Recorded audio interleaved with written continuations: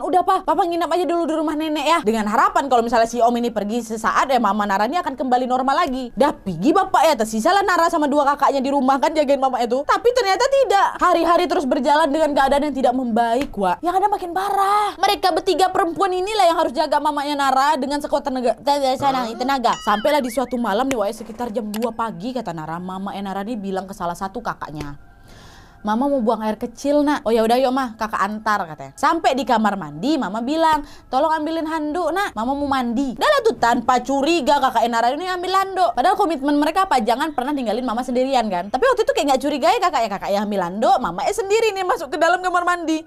Dan bisa ketebak ya.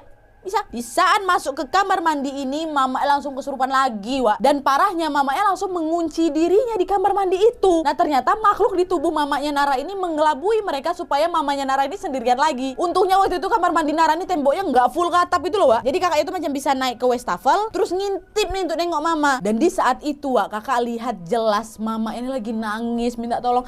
Kak, tolongin mama, buka pintunya. Mama diserang, mama dinikahi sama 40 jin, kata dia gitu, Wak. Nah Nara rasa di situ mama itu udah kayak setengah sadar dan keadaan mama basah, Wak, nggak pakai baju. Mama ngamuk sampai ngancurin semua barangnya dalam kamar mandi itu, Wak. Dihancurinnya pun pakai badannya sendiri sampai biru-biru, memar, badan berdarah-darah, Wak. Ya karena kena pecahan barang di situ lah. Mama Nara juga sempat bilang, tubuh mama dikontrol jin, Kak. Tubuh mama dikontrol jin. Akhirnya kakak punya ide kan untuk membuka pintunya dengan cara kayak dicongkel gitu loh, Wak, pakai ujung sapu. Karena kuncinya tuh pakai kunci ceklekan itu, tau kalian? Jadi mereka bisa geser tuh pakai ujung sapu. Dan untungnya cara itu berhasil. Dan akhirnya mama pun bisa dikeluarkan dari kamar mandi itu, langsung diobati semuanya. Masya Allah, aku kebayang, ya Allah, sedih kali tante Nara. Ya Allah, mamamu. Dan kejadian yang ekstrim barusan, Wak, belum selesai sampai di sini aja. Di suatu waktu nih ya, makhluk yang merasuki tubuh mama ini bikin mama takut ngelihat anak-anaknya. Dan juga mamanya Nara ini semakin sering ngancurin barang-barang di hadapannya pakai badannya. Kata Nara, Wak, mama ini pernah ngancurin kipas angin pakai kepalanya.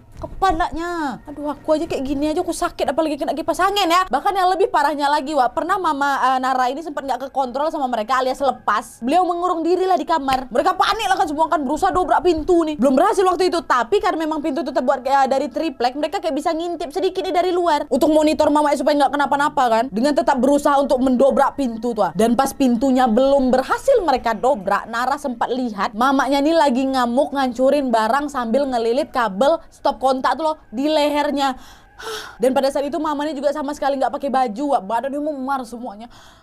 Udah dililitinnya kabel stop kontak tuh, sampai akhirnya mereka pun alhamdulillah berhasil dobrak pintu kamar sampai pintu itu hancur ibuatnya. Semua nengok, kakak nengok, Nara nengok, langsung ngelepasin kabel yang ada di lehernya mama tuh dan menjauhi kabel itu jauh-jauhnya dari mama. Di situ mama sadar tidak, makin ngamuk lagi. Jin tuh ngamuk karena mereka berhasil nyelamatin mama. Ya Allah, aku ngos-ngosan loh, jujur aja aku ngos-ngosan bahas ini, nggak pernah aku sengos-ngosan ini.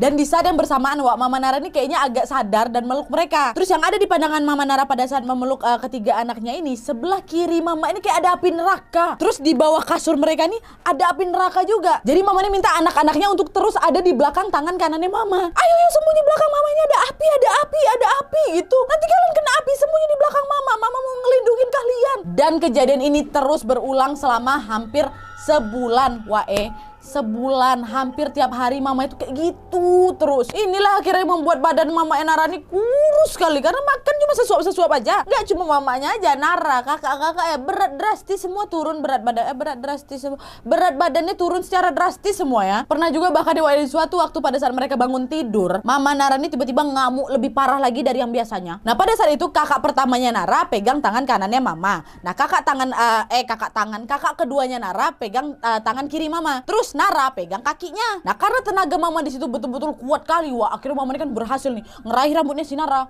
Walaupun udah dipegang tangan, dipegang ya rambutnya si Nara yang di kaki ya kan. Mama jambak rambutnya si Nara, Wak. Sekuat tenaga jambak ya. Sampai kakaknya Nara bilang waktu itu, kulit kepala kau udah ngeluarin darah karena saking kencangnya kali tarikan mama itu. Berdarah kulitnya tuh macam tercabut darah. Di situ kakak Nara semuanya nangis, Wak, sampai memohon ke mama, "Mama tolonglah lepas tarikannya, Mama, kasihan Nara." Apalagi Nara pun nangis jadinya karena sakit kali. Nah, kalian dijambak biasa aja sakit, ini dijambak sampai berdarah. Yang jambak pun makhluk yang tenaga kuat kali. Akhirnya kakak-kakaknya pun minta lah bantuan ke keluarga sama tetangga yang ada di sekitar kan. Mereka diminta tolong cari ustadz atau siapapun lah yang bisa bantu mama saya nih. Ini kasihan adik saya. Dalam nih datanglah beberapa wak, tapi semua orang yang datang untuk membantu bilang saya nggak kuat karena jinnya ada lebih dari 40 jin. Pada nggak kuat semuanya wak nyadarin mamanya Nara.